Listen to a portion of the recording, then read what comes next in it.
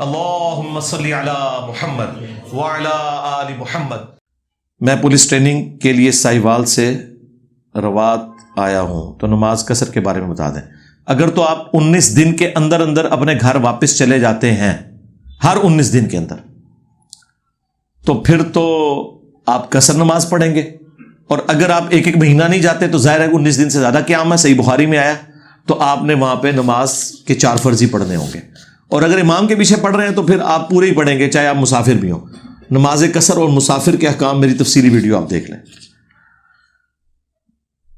میں نے سنت کے مطابق رفع الیدین سے نماز پڑھنا شروع کی ہے، تب سے میرے والد صاحب کے دوستوں نے محلے میں مجھ کو وہابی کہنا شروع کر دیا۔ تو سرکار، آپ اگر ہمارے اسٹوڈنٹ ہیں، آپ کو کوئی وہابی کہہ نہیں سکتا۔ جو آپ کو وہابی کہے اس کو کہو نہ میں وہابی نہ میں بابی۔ ابا نے دوست نو کہ تو بابیا نہ مننے والا ہے، ٹھیک ہے نا؟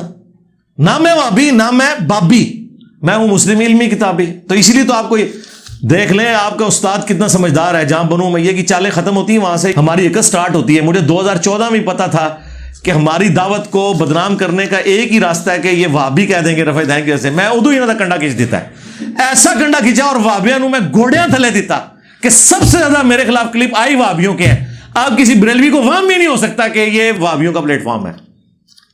ایک تو انہوں نے گوڑیاں تھلے دیتا، دوسرا یہ نعرہ لگایا کہ نہ میں وہابی نہ میں بابی۔ جو وہابی ہے خود تو اپنے آپ کو نہیں کہے گا کہ وہابی نہیں ہے، وہ تو کہیں آج تو ہوگی وہابی وہابی، نچدے بھی نال۔ تو یہ اسی لیے تو کیا تھا۔ اور یہ جو ابے ہیں نا، ابوں سے زیادہ بزدل پلانٹ ارتھ پہ کوئی مخلوق نہیں ہے۔ سب سے بزدل مخلوق، دنیا داری والی مخلوق ابے ہوتے ہیں۔ لہذا ابوں کی بات کا آپ کوئی جو ہے نا وہ پریشانی نہ لیا کریں، بس ایک کان سے سنیں اور اسی سے نکال دیا کریں، دوسرے سے نہیں نکالنی، اتنی دیر بھی اندر نہیں رہنے دینی۔ کیونکہ قرآن میں آیا کہ اگر تیرے ماں باپ تجھے میرے خلاف چلائیں پھر تو نے ان کا حکم نہیں ماننا۔ یہ بزدل ہوتے ہیں، دنیا دار ہوتے ہیں، اور یہ اتنے بے شرمی پہ اتر آتے ہیں کہ بے نمازی کبھی بھی، یعنی اگر آپ کی اولاد بے نمازی ہے تو کوئی آ کے محلے کا بابا شکایت نہیں کرے گا کہ آپ کا بیٹا نماز کیوں نہیں پڑھ رہا، لیکن رفع الیدین شروع کریں تو بے نمازی بھی آ کے سمجھائیں گے کہ اینو کیا ہو گئی۔ تو اپنے ابوں کو بتائیں کہ تمہارے دوستوں کی گمراہی کے لیے اتنا ہی کافی ہے کہ وہ خود تو نماز نہیں پڑھتے، میرے بارے میں یہ باتیں کر رہے ہیں۔ اگر بے نمازی آپ کو آ کے بتا رہے ہیں نا کہ میں گمراہ ہوں تو سمجھ لیں کہ میں حق پہ ہوں۔ اور دوسرا، آؤ پھر ایک میدان جے کھولو، عبد القادر جیلانی جس نام نہیں ہے تو 11ویں کھاندے رہے، انہیں کہ نماز کا طریقہ لکھا ہے، انہیں تو طالبین ہی بخاری مسلم تو چھڑ دو نا، وہ تو نبی کا کلمہ تو ہم نے پڑھا ہوا ہے نا، تم لوگوں نے تو بابوں کو پہلے مانا ہوا ہے نا۔ تو لاؤ بابوں کی کتابوں میں، امام غزالی نے احیاء العلوم کے اندر کیا کہ میرے سعادت میں نماز کا طریقہ رفع الیدین کے ساتھ لکھا ہوا ہے، آؤ۔ تو وہ ان کی آپ پرواہ نہ کریں۔ ابے تو بھائی پیغمبروں کے بھی جو ہے نا، یا وہ پیغمبر ہو اور یا پھر اللہ تعالیٰ نبیوں کے لانے بعثت سے پہلے انہیں موت دے دیتا ہے، کیونکہ ابے کی ایک نیچر ہے، وہ اپنی اولاد کو کبھی بھی اپنے اوپر سپرسیڈ نہیں کرتا۔ ماں عورت ہونے کی وجہ سے ایکسیپٹنس دے دیتی ہے بیٹوں کو، باپ کہتا ہے کہ یہ میرے ہاتھوں میں بڑا ہوا ہے۔ آپ مجھے کوئی پیغمبر کی مثال دیں کہ کوئی پیغمبر کا ابا ہو اور وہ صرف سادہ مسلمان ہو، کوئی ایک مثال دے دیں۔ ہاں یہ ہوگا کہ وہ پیغمبر کا ابا ہوگا اور نبی ہوگا، تو تب اس نے اپنے بیٹے کو بھی نبی کے طور پہ مانا ہوگا، یا وہ اپنے بیٹے کے بچپن میں ہی فوت ہو گیا ہوگا یا اس کی پیدائش سے پہلے فوت ہو گیا ہوگا۔ زندگی میں آیا ہے نا، تو ابراہیم علیہ السلام کا باپ دیکھ لیں کیا کچھ کیا ہے اس نے، قرآن میں آیا۔ باپ ہی وہ اختلاف ہے والد اور چچا کا، لیکن قرآن میں ابھی کا لفظ ہے تو وہ والد نہ بھی ہوں، باپ تو تھے نا، چچا بھی تھے، تو پالا تو انہوں نے تھا نا، باپ کی جگہ ہی تھے نا۔ مسلم میں حدیث ہے چچا باپ کی مثل ہوتا ہے۔ ابراہیم کے باپ نے کیا کیا؟ ابراہیم علیہ السلام کو کہا میں تجھے سنسار کروا دوں گا، گھر سے باہر نکال دیا۔ یہ تو حدیثوں میں تو نہیں، قرآن میں آیا ہوا ہے۔ تو ابا یا تو پیغمبر ہونا چاہیے یا ابا مر چکا ہو، پھر آپ کے ساتھ آتا ہے۔ باقی اگر اس کے بغیر اگر آپ کے ساتھ ابا ہے تو آپ اللہ کا شکر ادا کریں۔ نبیوں کی بھی باتیں نہیں سنی، بڑے خوش نصیب ہو جنہوں نے ابے جڑے نے پڑھے لکھے اور گل سن لیندے نے۔ ابو کی وجہ سے کوئی ٹینشن نہ لیں۔ اپنے مال سے اپنے فوت شدہ بھائی کو نفع پہنچا سکتا ہوں، بالکل پہنچا سکتے ہیں، دعاؤں سے بھی مال سے بھی، کیوں نہیں پہنچائیں گے؟ صدقہ اور خیرات کسی کی طرف سے بھی ہو سکتا ہے۔ یہ کیا لکھا ہے؟ میت والے دن کھانا دینا، ٹھیک ہے، جو لوگ دور دراز سے آئے انہیں کھانا دیں، کھانا تو دینا بنتا ہے نا. ایک بندہ اب دوسرے شہر سے ٹریول کر کے آپ کے پاس آیا تو ظاہر ہے ہوٹلوں میں تو نہیں جا کے اس نے گندا کھانا کھانا, تو اس میں کوئی مسئلہ نہیں, بلکہ کھانا دینا چاہیے. اس گھر میں تو چولہا بھی نہیں جلنا چاہیے. محلے والوں کا کام ہے کہ وہاں پہ کھانا ان گھر والوں کو بھی دیں, اور جو 3 دن تک سوگ سنت ہے اس دوران جو لوگ وہاں پہ آئے ہوئے ہیں ملنے ملانے کے لیے انہیں وہ کھانا دیں. نماز جنازہ میں رفع دین کر سکتے نہیں, سنت ہے. یہ مفتی تقی عثمانی صاحب کے حوالے سے ویڈیو ریکارڈ ہو گئی ہے نا, دیکھ لیں. نماز جنازہ کا طریقہ بیان کر دیا ہے. جو سمبلز ماضی میں مشرکوں کے خداؤں کے لیے استعمال ہوتے تھے, کیا مسلمان آج کے دور میں اپنی نشانی بنا سکتے ہیں؟ جیسا کہ مکہ کلاک ٹاور کے اوپر جو چاند کا نشان بنا ہے وہ ماضی میں. واللہ عالم جی, ہمیں تو اس طرح کی کوئی تفصیلات نہیں پتہ کہ یہ استعمال ہوا تھا نہیں ہوا تھا, اس کے اوپر کیا معاملہ ہے. اس وقت بہرحال جو دیکھیں, جو اس وقت چل رہا ہے نا معاملہ, ماضی بعید کی کوئی بات نہیں اٹھائی جائے گی, ماضی قریب کی اٹھائی جا سکتی ہے. وہ ابو داؤد میں حدیث ہے کہ زمانے جاہلیت میں کوئی وہاں میلہ تو نہیں لگتا تھا, تو نبی علیہ السلام نے وہاں پہ اونٹ قربان کرنے سے منع کیا. لیکن ایک قبل از مسیح جو 8 سے 1000 سال پہلے بھی کسی کو نہیں پتا کہ پہلے کچھ ہوتا تھا, وہ تو مر مٹ گئے نا اپنی موت. اب تو اب نیا سلسلہ شروع ہو چکا نا. اگر ہم نماز عشاء میں صرف 4 فرض پڑھ لیں تو کیا نماز ہو جائے گی؟ بالکل ہو جائے گی جی. سنت اور وطر پڑھنے لازم نہیں ہے, لیکن وطر کے بارے میں چونکہ تاکید ہے تو آپ وطر ضرور پڑھ لیں, لیکن اس کا نماز عشاء سے کوئی تعلق نہیں, وہ الگ سے ایک عبادت ہے. اگر آپ نہیں بھی پڑھتے تو کوئی گرفت نہیں ہے. الموطا امام مالک میں سعد ابن ابی وقاص پوری زندگی عشاء کی 5 رکعتیں پڑھتے تھے, 4 فرض اور 1 وطر. وہ 1 نہ بھی پڑھتے تو کوئی مسئلہ نہیں تھا. ہم تو 1 نہیں پڑھتے, 3 پڑھتے ہیں, کیونکہ بخاری میں موجود ہے صحابہ کا عمومی عمل 3 وطر ہے. نبی علیہ السلام کا واقعہ معراج کیا یہ جسمانی سفر تھا یا خواب میں تھا؟ نبی علیہ السلام کو خواب میں بھی معراج ہوئی ہے, بیداری میں بھی ہوئی ہے. دونوں واقعات الگ الگ ہیں, کیونکہ قیامت ابھی نہیں آئی اور وہاں پر لوگوں کو عذاب ہوتا دکھایا جا رہا ہے. جی وہ عالم برزخ کا عذاب ہے نا جی, وہ تو قرآن میں بھی آیا ہے. اس حدیث کو تو چھوڑ دے, قرآن میں لکھا ہوا ہے کہ فرعونی صبح شام آگ پہ پیش کیے جاتے ہیں. تو قرآن میں آپ کو یہ آیت نہیں نظر آئی کہ ابھی تو قیامت آئی نہیں ہے اور اللہ تعالیٰ کہہ رہا ہے کہ فرعونی صبح شام آگ پہ پیش ہو رہے ہیں؟ مراد ان کی قبریں یا عالم برزخ ان کے لیے عذاب کی جگہ بنی ہوئی ہے. عذاب کی اللہ کی طرف سے 4 قسطیں ہیں. ایک دنیا کی زندگی میں جو سورہ سجدہ میں آیا کہ ہم دنیا کی زندگی میں عذاب دیں گے تاکہ یہ ہماری طرف پلٹ آئیں. دوسرا سورۃ الانعام میں اور سورتوں میں آیا کہ موت کے وقت فرشتے ان کے منہ اور پیٹھوں پہ ہتھوڑوں میں مارتے ہیں. اور تیسرا جو فرعونی صبح شام آگ پہ پیش کیے جاتے ہیں. اور اس آیت کو امام بخاری نے عذاب قبر والی احادیث کے اوپر ہیڈنگ بنایا ہے کہ عذاب قبر کی اصل قرآن میں موجود ہے. وہ قبر کا ہو, برزخ کا ہو, سمندر میں ہو, شیر کے منہ میں ہو, ہواؤں میں ہو, جہاں پہ بھی ہو آگ میں, وہ اللہ نے برزخ ہے. وَمِن وَرَائِهِمْ بَرْزَخٌ إِلَىٰ يَوْمِ يُبْعَثُونَ, کہ مرنے سے لے کے قیامت تک برزخ ہے. عذاب قبر پہ میرا 117A مسئلہ ہے, 10 آیات قرآن سے, اور 117B میں 17 حدیث ہیں بخاری مسلم سے اکثر, وہ آپ دیکھ لیں. اور تیسری جو بڑی قسط ہے وہ آخرت میں آنی ہے. تو نبی علیہ السلام کو جو جہنم دکھائی گئی ہے 2 طرح سے ہو سکتی ہے. ایک تو یہ کہ آپ کو آنے والا وقت پہلے دکھا دیا گیا, جیسا کہ نبی علیہ السلام نے دنیا میں رہتے ہوئے دجال کو دیکھا ہے, حالانکہ دجال نے تو ابھی آنا ہے, اور کعبے کے گرد گھومتے ہوئے دیکھا ہے اس کو. کعبے کے گرد تو اب کبھی بھی نہیں گھوما, وہ قرب قیامت میں اندر انٹر نہیں ہو سکے گا, لیکن ارد گرد گھومے گا. بخاری مسلم میں آتا ہے. حضور کو پہلے دکھا دیا گیا.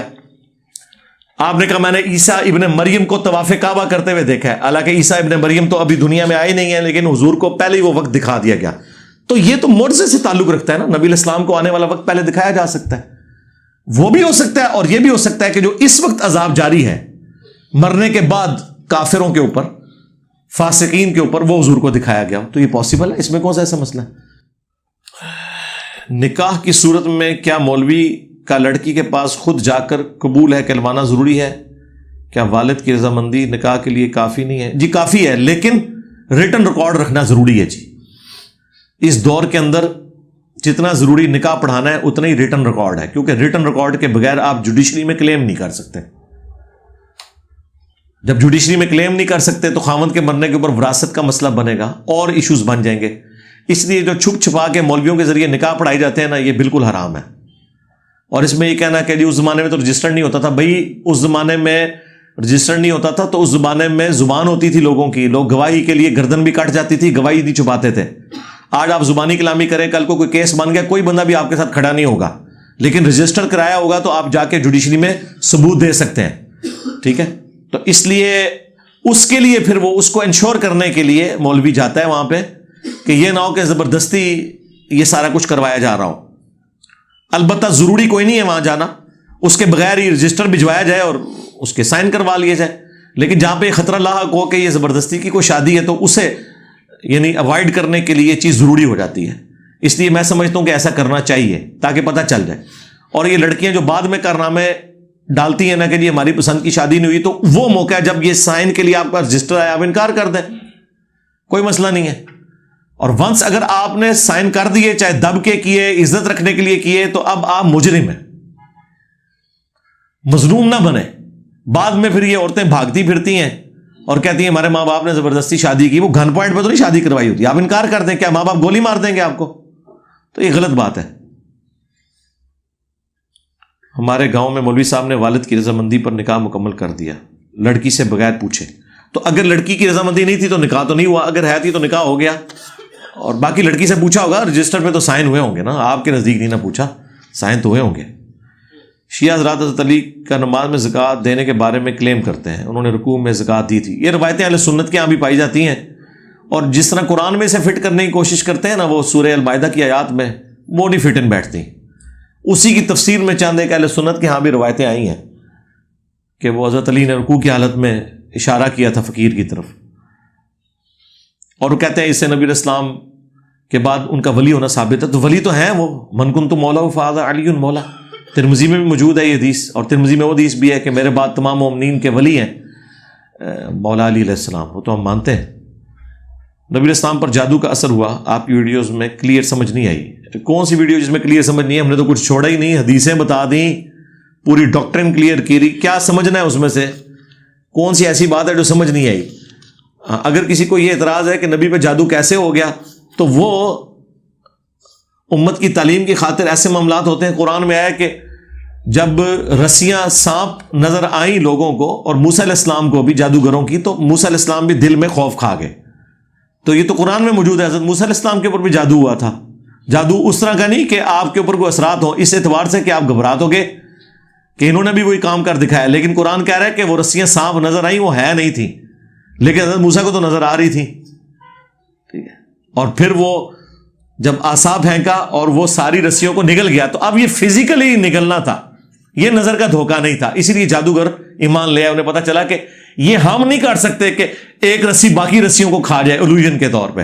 بس اتنا تو ہو سکتا ہے کہ رسی لوگوں کو سانپ نظر آئے, لیکن وہ ایکچولی سانپ کیا, سورہ حج میں لکھا ہے کہ کوئی ایک مکھی بھی پیدا نہیں کر سکتا.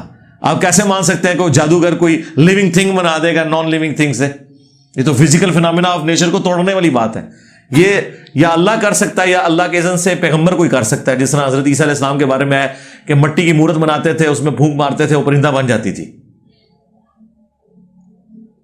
تو باقی تو کسی کے لیے نہیں ہے, اللہ یہ ہے کہ دجال کو کچھ کوالٹیز دی جائیں گی, وہ بھی امت کی آزمائش کے لیے.